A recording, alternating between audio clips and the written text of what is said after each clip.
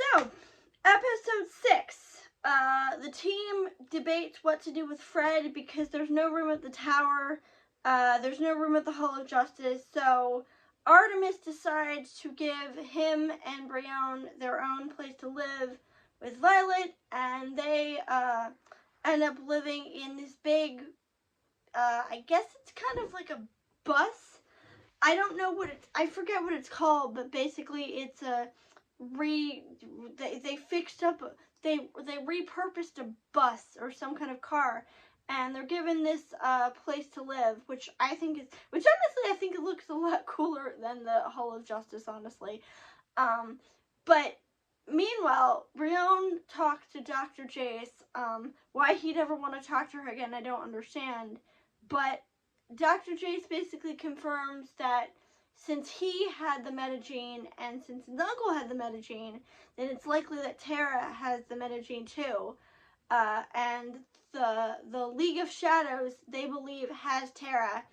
So the heroes basically tell them to stay put, but you know Brienne as a person. He's not staying put. He is not gonna rest until he finds his sister. So he takes Violet, who officially is now going by Violet Harper, which is awesome, and Fred, and they go to the place where this island, I think it's called Infinity Island, and they encounter this dude who is there, and he is there with Ra's al Ghul of all people, and basically they end up fighting him because they think Tara's there, but Tara's not there.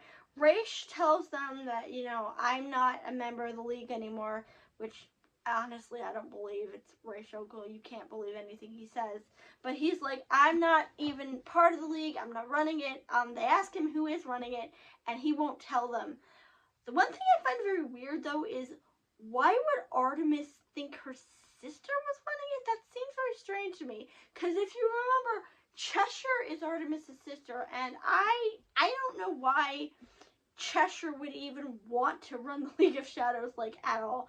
I know she's a vigilante and kind of an assassin, and I love her. She's really cool. We'll get to her at some point. But why she would have any interest in running the League of Shadows, I don't know. Why Artemis would even think that, I have no idea. Especially considering Cheshire's thing is that she wants to lay low and she wants to stay out of the spotlight. And of course, running an entire villains league would put her directly in the spotlight. So I'm not sure why that's one of Artemis's first guesses. I get why her father would be the first guess because it's in Taskmaster's character. But no, they are not running the league. Ra's will not tell them who is. My favorite moment is when Violet discovers apples. I don't know why this is so cute to me, but Violet discovering pretty much everything about planet Earth, like nudity and apples, and she figures out she's hungry. It's so cute. It's so cute watching them adjust to human life. And they're such a sweetheart. Meanwhile, we figure out that their real name is Gabrielle Dow, and Gabrielle was actually a servant at the Royal Palace, which is why she was in the Royal Palace. Because previously, I said I didn't know why sorry, I keep saying she, because in context, Halo has not come out yet, but I don't know. I said previously I didn't know why they were at the Royal Palace or what purpose they were there for, but now we know. They were there because they were a servant there. I suspect somebody sent them there. I suspect they were set up. Either they were set up or they were sent there purposely to open the door and allow the killers in. But that's just my speculation. And I know at some point when Brienne figures this out, he's gonna flip his shit, because as you've noticed, he's starting to develop a thing with them, which honestly it's so cute. I love their relationship. They were so cute together, and it makes the ending all the more sadder.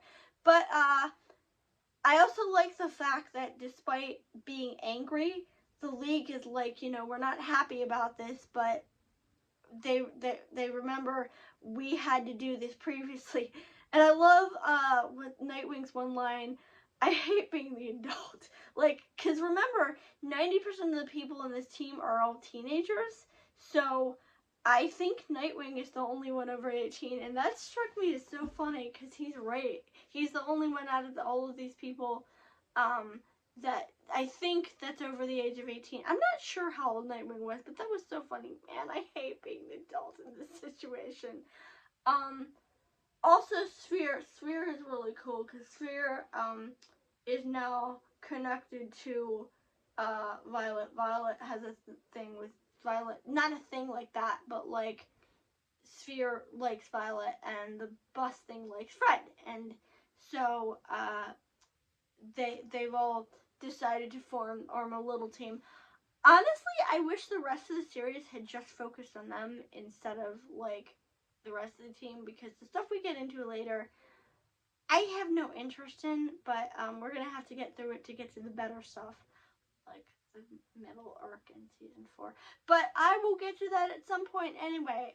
In summary, the Outsiders have now formed. Brion now knows his sister might be alive. Oh, I did not mention Black Spider. I love Black Spider, but Black Spider has barely a role, which really saddens me, because Black Spider is basically the DC equivalent of evil Spider-Man, and it is awesome. Oh, and the reason they figure out that Terra might be alive is because somebody kills someone connected to the light that Black Spider was tracking by dropping a rock on them. And if you've seen Teen Titans, you know that Terra's thing is Earth. Brion's thing is fire, and Terra's is Earth. So we now know because of that Terra might be alive. Probably is alive, but we don't know where. We have that to deal with. Like I said, I'm not sure why they want to talk to Dr. Jace, but we're getting the bond between Brion and Violet. We're getting the bond between the team, Eam and Fred, because remember, Fred doesn't have a home now, which is very sad. But other than that, that is it for today, and tomorrow is episode 7.